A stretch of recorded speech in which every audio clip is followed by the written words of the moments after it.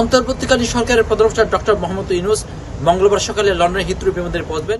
Doctor Yunus ও তারেক রহমানের London বৈঠক, কি হতে যাচ্ছে বৈঠকে? বাংলাদেশের রাজনীতিতে কি আবারও বড় কোনো চমক আসছে?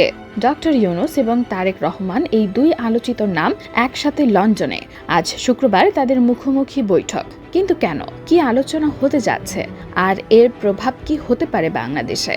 ইউনূস ও তারেক রহমান এই বৈঠককে ঘিরে বেশ কিছুদিন ধরে চলছে অনেক জল্পনা কল্পনা। ধারণা করা হয়েছিল এই বৈঠক হবে না, কিন্তু অবশেষে আজ শুক্রবার এই বৈঠক হতে চলছে।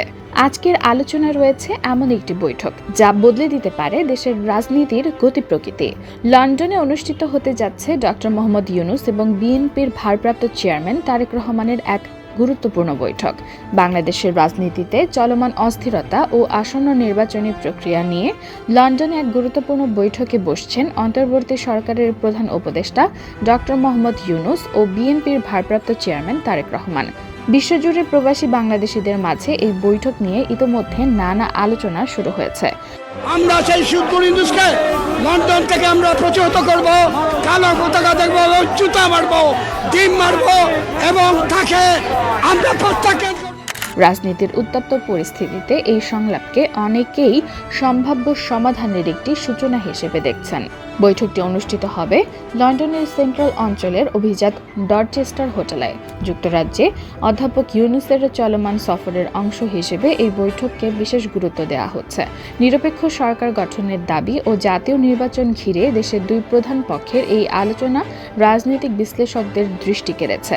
তাদের মতে এই সংলাপ ভবিষ্যতের রাজনৈতিক সমঝোতার পথ খুলে দিতে পারে। প্রবাসী সাংবাদিক ও মানবাধিকার কর্মী শামসুল আলম লিটন মন্তব্য করেন, ডক্টর ইউনূসের মাধ্যমে একটি শান্তিপূর্ণ ও গণতান্ত্রিক রূপরেখা গড়ে তোলার প্রয়াস থাকতে পারে এই বৈঠকে।